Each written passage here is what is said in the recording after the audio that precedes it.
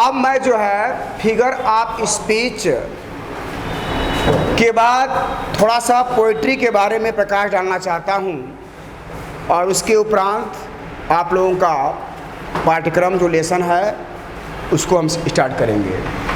ध्यान रहे बेटा, पोइट्री इसका हिंदी अर्थ काव्य होता है। पोइट्री को परिभाषित नहीं किया जा सकता है। एक लाइन हम कह सकते हैं कि poetry can not be defined. Poetry को परिभाषित नहीं किया जा सकता, लेकिन हाँ, पोइट्री के संदर्भ में हम एक पॉइंट कह सकते हैं क्या कि poetry is the language of soul. Poetry is the language of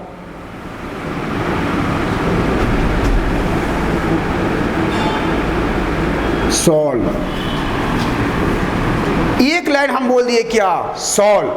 poetry जो है आत्मा की भाषा होती है, आत्मा की भाषा होती है। अब इसी आत्मा, अभी हम बोले हैं क्या कि poetry can not be defined. तो आप लोग कहेंगे सर जी अभी आप कहे हैं कि पोइट्री को परिभाषित नहीं किया जा सकता है, तो कैसे आप कह सकते हैं कि poetry the language of soul. तो हम कहेंगे कि poetry the language of soul, यह पोइट्री आत्मा की जो भाषा होती है, आत्मा जो अपरिभाषित होता है, इसकी हम परिभाषा नहीं कर सकते हैं। क्लियर है? फॉर्म ऑफ पोइट्री के बारे में ध्यान देंगे। ऐसा हम क्यों पढ़ा रहे हैं? हम इसलिए पढ़ा रहे हैं कि जब हम पोइट्री यानी किताब पढ़ाएंगे तो जितने भी 7 उसमें लेसन्स है, character of happy life compose by sir Henry Wotton, the true beauty compose by Thomas Carew, and his blindness compose by John Milton, a lament compose by P V. Shelley. उसके बाद आप लोग the song of the free है। ऐसे कुछ part आप लोगों को 7 पार्ट इसमें प्रोवाइड किए गए हैं। 7 लेसन्स के बारे में आप पढ़ेंगे। लेकिन जब जब हम किताब पढ़ाएंगे तो फॉर्म्स ऑफ पोइट्री की बातें आप लोगों को याद आती रहेगी। जब जब हम पोइट्री पढ़ाएंगे तब तब फिगर ऑफ स्पीच को इम्पोर्टेंस का महत्व आप समझेंगे। यह नहीं हुआ कि फिगर ऑफ स्पीच पढ़ा दिए काम खत्म, ऐसी बात नहीं है। Figure of speech I mean अलंकार का समावेश पोइट्री के हर एक पार्ट से संबंधित होता है। फॉर्म ऑफ पोइट्री, अगर हम थोड़ा सा पोइट्री के फॉर्म पर अवलोकन करें, ध्यान दें तो गौर कीजिएगा, इसके 4 प्रमुख पार्ट होते हैं। शुरुआत में सब दिया रहता है लेकिन आप लोग उसको इग्नोर कर देते हैं, उसका महत्व नहीं समझते हैं, केवल आप अपने सिलेबस पर चले जाते हैं। थोड़ा उसकी भी जानकारी आप रखिए कि फॉर्म्स ऑफ पोइट्री क्या होता है, पोइट्री क्या होती है, पोइट्री के पार्ट्स क्या होते हैं। इसे हम कह सकते हैं element of poetry.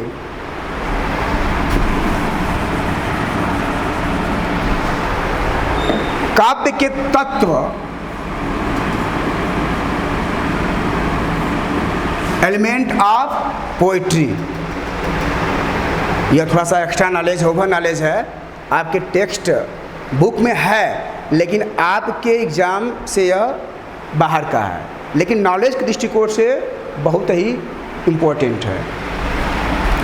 Element of poetry के बारे में यदि हम अध्ययन करेंगे तो हम क्या देखते हैं, इसमें इमोशन,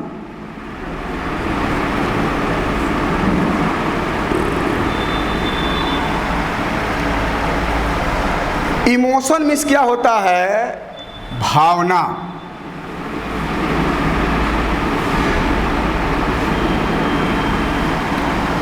उसके बाद होता है इमेजिनेशन,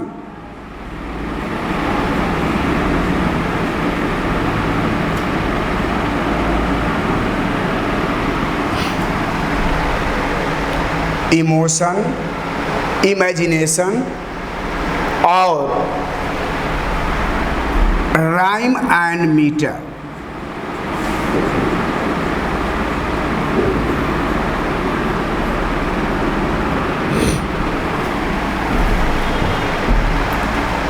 ध्यान देना, एलिमेंट ऑफ पोइट्री के बारे में अगर आप जानना चाहते हैं तो emotion, imagination, rhyme and meter, यह बहुत ही इम्पोर्टेंट होता है।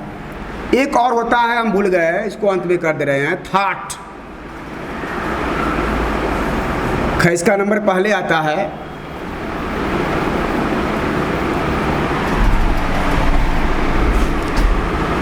यहां दिखाई दे रहा है थॉट।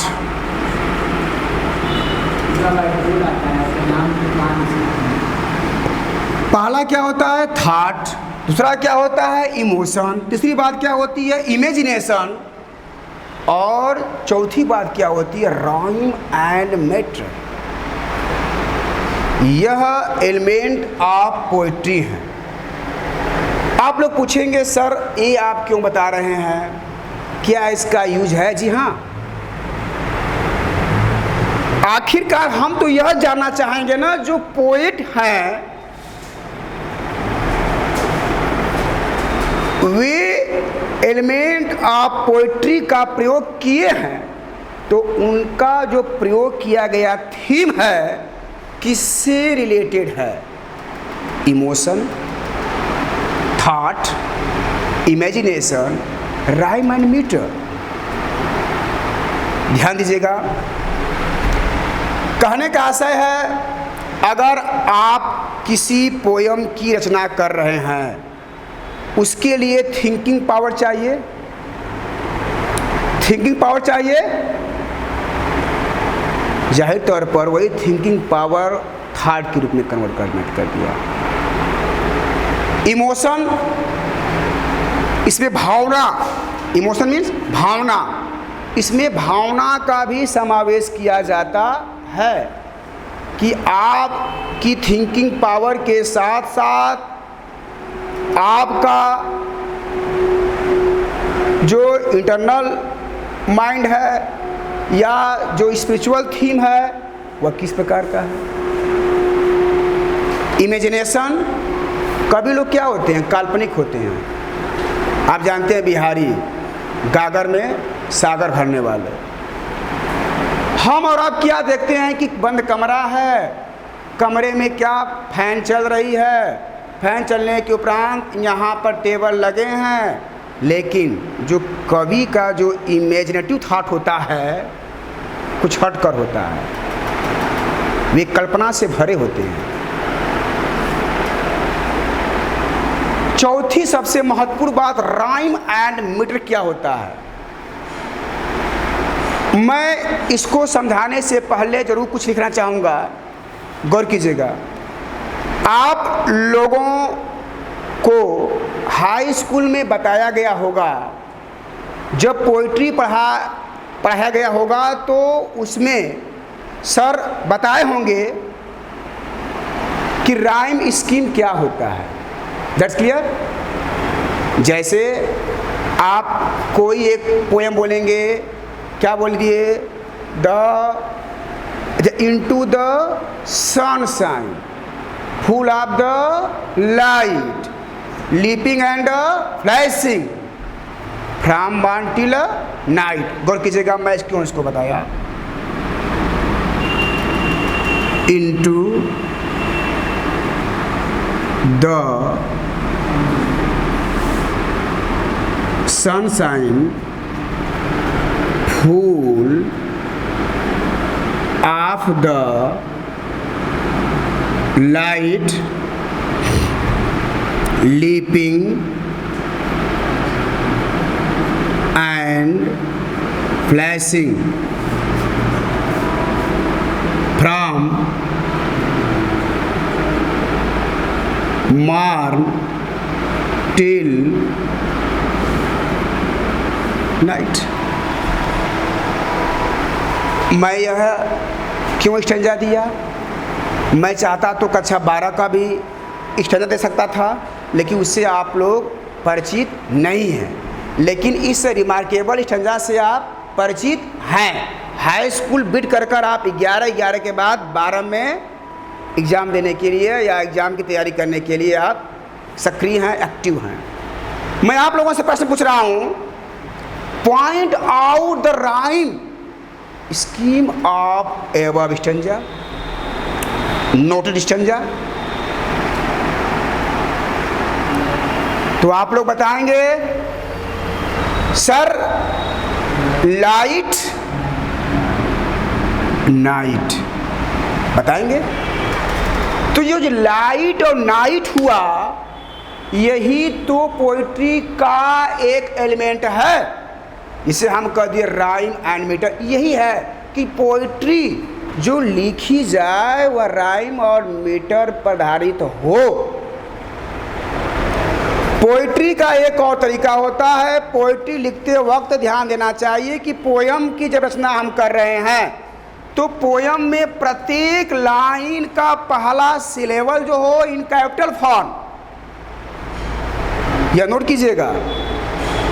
अगर हम ही अध्यापक हैं, अगर इसको हम सिस्टमेटिकली ढंग से न लिखें तो आप हमारे पर उंगली उठा सकते हैं। सर आप जिस स्टैंजा को नोट किए हैं वह सही नहीं लिखे हैं, point of view to punctuation आप गलत कहला जाएंगे। कैपिटल फॉर्म यानी कि प्रत्येक कविता में प्रयुक्त होने वाला पहला शब्द का पहला सिलेबल जो होगा इन कैपिटल फॉर्म, इनटू में आई, फुल में एफ, लिपिंग में एल, फ्रॉम में एफ। तो ये सभी सुव्यवस्थित कौन करता है? Element of poetry. परीक्षा में लिखता है हाई स्कूल में क्या, right any 4 lines poem from your text book. क्यों ऐसा कहा जाता है? ऐसा इसलिए कहा जाता है कि थोड़ा आप एलिमेंट ऑफ पोइट्री पर ध्यान देंगे कि राइम स्कीम को ध्यान में रखकर लिखेंगे, कैपिटल लेटर को रखेंगे, उसका मीटर जो है सिस्टमेटिकली हो। ऐसा हम बताना उचित समझे क्योंकि यह पोइट्री का एलिमेंट है, काव्य का तत्व है। कौन? थॉट, सोच, इमोशन, भावना, इमेजिनेशन, कल्पना, और राइम एंड मीटर, यह आपके लिए हमेशा याद करने योग्य महत्वपूर्ण बिंदु होने चाहिए है। अब मैं थोड़ा सा और डीप में जा रहा हूं। फार्मा पोइट्री क्या होता है?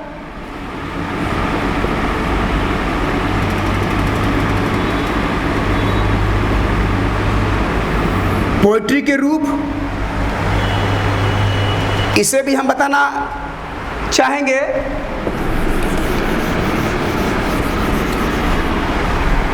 ध्यान दीजिएगा बेटा, फॉर्म ऑफ पोइट्री 2 पार्ट इसके होते हैं,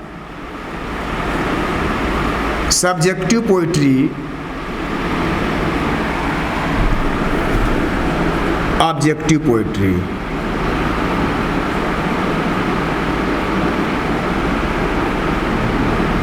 सब्जेक्टिव पोइट्री में 4 part, lyric, odd,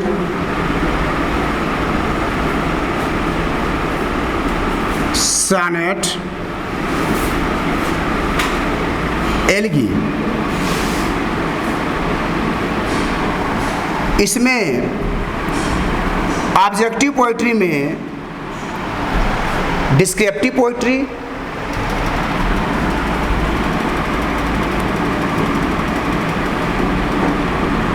descriptive poetry,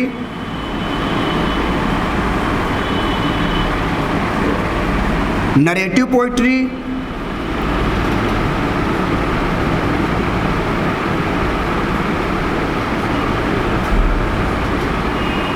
ballot,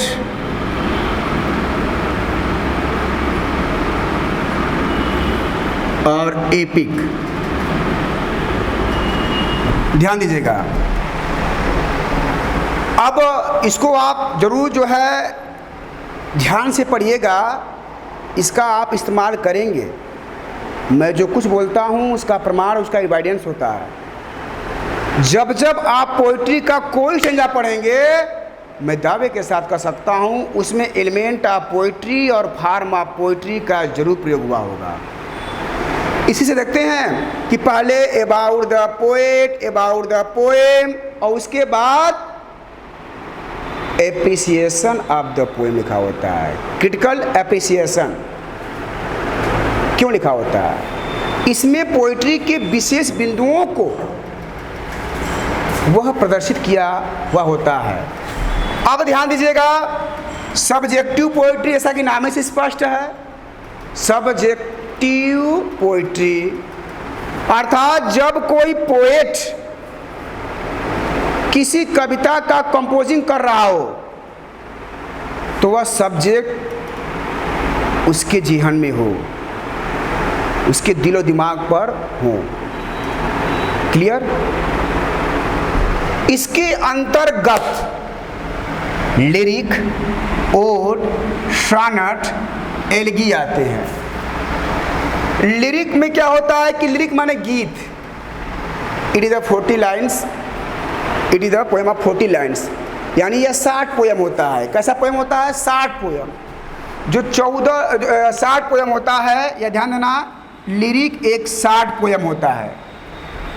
इसमें किसी बात का समावेश जो है गाकर किया जाता है, और हम बता देना चाहते हैं कि लिरिक का सबसे अच्छा एग्जाम्पल थॉमस कैरियू का लिखा हुआ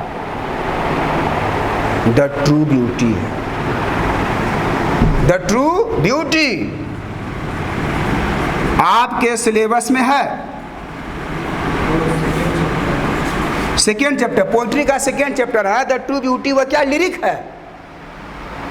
इसमें इमोशन वाली बातें होती हैं, थॉट को भी समाहित किया जाता है, इमेजिनेशन थिंकिंग भी होती है। किसमें? लिरिक में। लेकिन हाँ, यह एक 60 पोएम होता है, ध्यान देना होगा।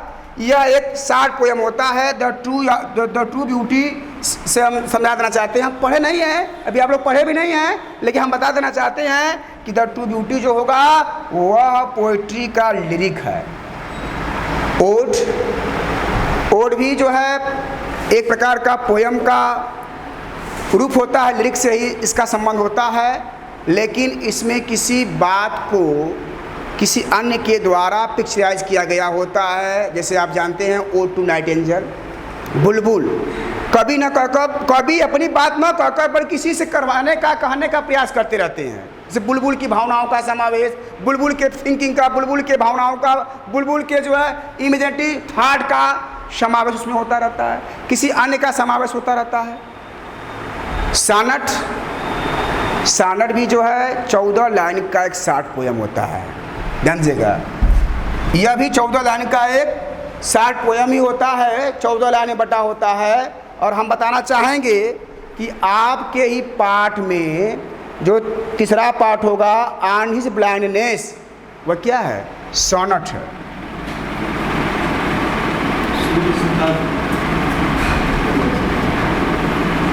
ऑन हिज ब्लाइंडनेस क्या है? एक सॉनेट है। ठीक, सॉनेट 14 लाइन बटा होता है, शुरुआती 8 लाइन ऑक्टेव, बाद का 6 लाइन सेस्टेट, यह एक थीम होता है। उसके प्रकार में जाएंगे तो मिल्टॉनिक सॉनेट, पेट्रार्कन सॉनेट, सब कुछ उससे मतलब नहीं है, लेकिन थोड़ा सा हम प्रकाश डालना चाह रहे हैं कि आप पोइट्री के मेन फॉर्म को, पोइट्री के एलिमेंट को समझो। एलिगी में दुख का संगम, दुख का भाव, मेलानकली आइडिया इसमें होती है। Matthew Arnold, Thomas Gray, from an elegy written in a country churchyard, इसमें कोई भावना जो होती है ना, दुख से भरी होती है। मेलानकॉलिक थीम इसका होता है। किसका? एलिगी का। एलिगी माने शोकाकुल, कोई काम शोकाकुल स्थिति में दिखाया जाता है, दुख से अप्लावित, दुख से भरा हुआ।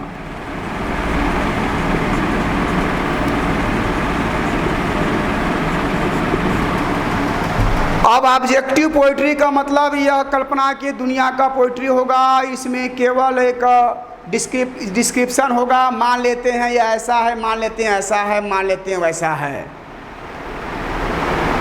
इसमें वास्तविकता की बात नहीं होती है, इसमें वास्तविक बात नहीं होती है, इसमें ऑब्जेक्टिव बात होती है, ऑप्शनल बातें होती रहती हैं। आई बात समझ में? चाहे बैलेड हो चाहे एपिक हो। जैसे कोई सिनेमा जब शुरू होता है तो उसमें लिखता है ना कि यह सभी जो है घटनाएं काल्पनिक से संबंधित हैं, इसका किसी वास्तविक से कोई संबंध नहीं है। वास्तविक का संबंध subjective poetry I mean lyric और सानर एलगी से होता है, वही कल्पना का जो संबंध होता है, जो डिस्क्रिप्टिव ऑब्जेक्टिव पोइट्री के अंतर्गत होता है, चाहे डिस्क्रिप्टिव हो, नरेटिव हो, या बैलेड हो, या एपिक हो। मान लेते हैं कि राजा था, मान लेते हैं नायक यह है, अब दिखा देंगे, और वास्तव में क्या हुआ होगा भगवान जाना। लेकिन मानते हैं ना कि इसके बदले में यह रहेंगे, इसके बदले में वो रहेंगे, चाहे वह बैलेड हो, एपिक हो। एपिक का सबसे अच्छा एग्जाम्पल पैराडाइज लॉस्ट बुक है, इसका जॉन मिल्टन का। बैलेड में ला बेल डेम्सन्स मर्सी, उसमें भी देखे होंगे एक सरदार है जो बिना उद्देश्य का जंगल में घूम रहा होता है, और बाद में जब कभी जॉन किट्स पूछते हैं कि why are you wandering here and there aimlessly, तो वो बताते हैं कि हमारे यहाँ उद्देश्य घूमने का रीज़न यही है कि मैं इस वन में आया, मेरी मुलाकात जो है एक ऐसी खूबसूरत महिला से हुई जो परियों जैसी दिखती थी, और मैं उसके प्रेम में आसक्त हो गया, और परिणाम क्या हुआ कि एक बार वह मुझे गुफा में ले गई, गुफा में ले जाकर लोरी सुनाई, और मैं सो गया, और जब मैं जागा तो मैं अपने को अकेला पाया। फाउंड अलोन से, मैं अपने आप को अकेला पाया, और यही वजह है कि मैं अभी भी उस महिला को खोजने के लिए इधर और उधर भटक रहा हूँ। कोई अब सरदार कौन है, एक काल्पनिक मान लेते हैं सरदार होंगे। बात कुछ समझ में आ रही है? यह पॉइंट ऑफ व्यू जो है पोइट्री का, पोइट्री के दृष्टिकोण से यह सब बातें हम बता रहे हैं। आगे होगी बात समझ में? आप फिर से एलिमेंट ऑफ पोइट्री में thought, emotion, imagination, rhyme and meter का समावेश होता है। फॉर्म ऑफ पोइट्री में सब्जेक्टिव पोइट्री हो या ऑब्जेक्टिव पोइट्री हो, इसमें लिरिक, ओड, सॉनेट, एलेगी, और ऑब्जेक्टिव में डिस्क्रिप्टिव, नरेटिव, बैलेड और एपिक होते हैं। अब हम